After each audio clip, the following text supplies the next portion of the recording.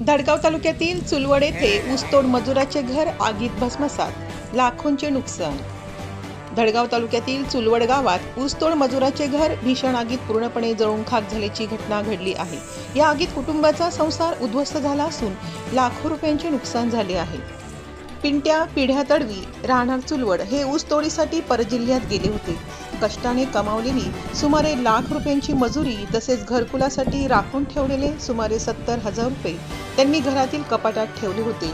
मात्र अचानक लागलेल्या आगीत हे सर्व पैसे जळून राख झाले। याशिवाय घरातील सर्व संसारोपयोगी वस्तू, धान्य आणि महत्त्वाची कागदपत्रेही आगीत भस्मसात झाली। घटनेच्या वेळी संपूर्ण कुटुंब होळीनिमित्त मेळाव्यासाठी गेले होते। घरात कोणीही नसल्यामुळे आगीवर तात्काळ नियंत्रण मिळवणे कठीण झाले।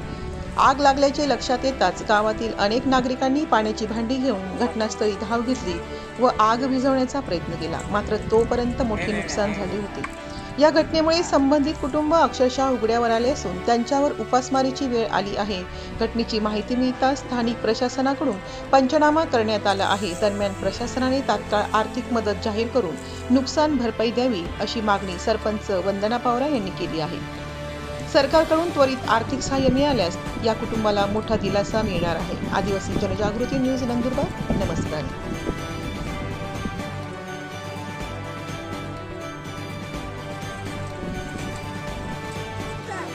मुन्ना को बेटा, ये मुन्ना है।